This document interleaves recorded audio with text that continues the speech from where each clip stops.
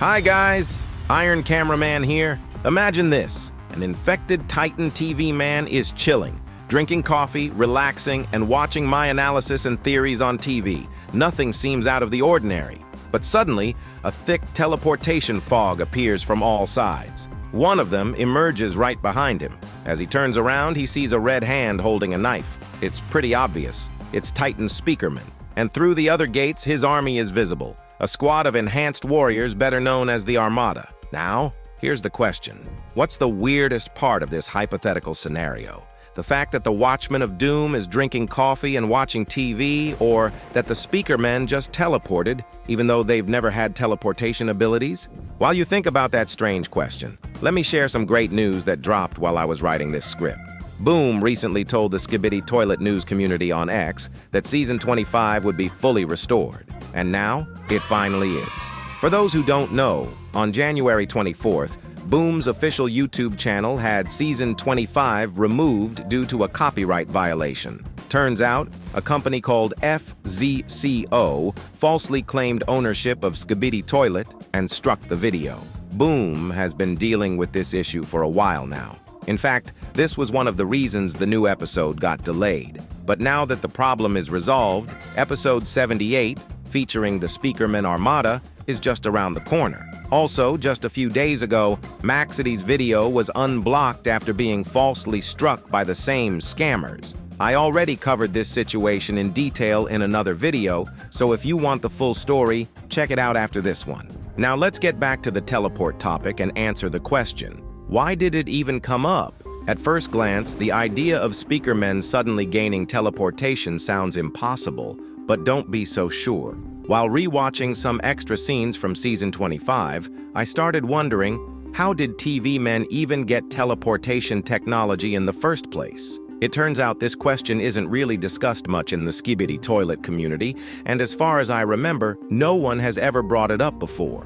In a way, it makes sense. Each faction has its own unique energy source. TV men have their signature purple energy, which allows them to manipulate teleportation smoke. But in an extra scene from Season 25, we see a TV scientist in his human form, and behind him, there's already a developed teleportation device. This contradicts the widely accepted theory that this ability is directly tied to the TV men's energy. While it's possible this was just a creative choice and isn't fully canon, we can't say for sure. Another strange thing is that Skibidi toilets have been using teleportation smoke for a long time, and Astro toilets have learned to control this technology. Yet, not a single camera or Speakerman character has ever used teleportation throughout the entire series. These facts completely debunk the theory that teleportation smoke is a unique ability of TV men tied to their energy. More likely, it's an actual technology,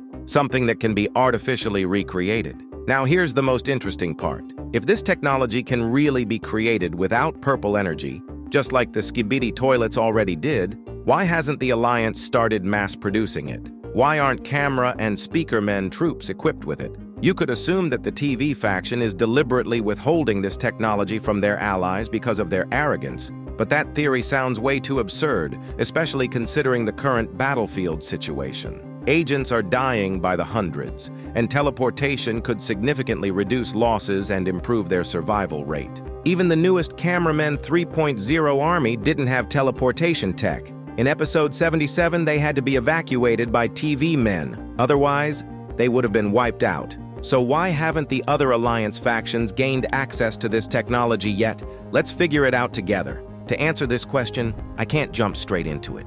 First, I need to figure out how the Skibidi toilets even got their hands on TV faction technology. This is another topic that no one has really brought up before. The most common theory is that the Skibidis managed to capture a few TV men and studied them to steal their technology. But if you look deeper, this idea starts to fall apart. Even if the Skibidi toilets somehow miraculously captured a TV man and took him to their base for dissection and research, his first move would be to teleport away and escape.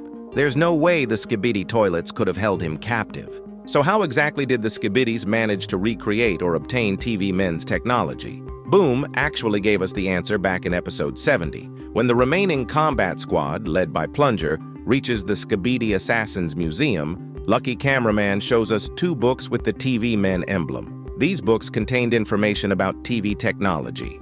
The Skibidi Toilets couldn't have studied TV Men technology on their own. That means someone else wrote and handed over those books, specifically the secret agent. We also saw a contract between the Skibidi scientist and Astro UFO, which is a crucial plot detail. After the Skibidi assassin was taken out, Plunger and Dark Speakerman continued forward. Right before entering the room with the Skibidi scientist, you can hear him talking to the secret agent. The dialogue is pretty hard to make out, but my team and I managed to decipher it. In the conversation, the secret agent tells the Skibidi scientist, "Because I know this. I don't need you.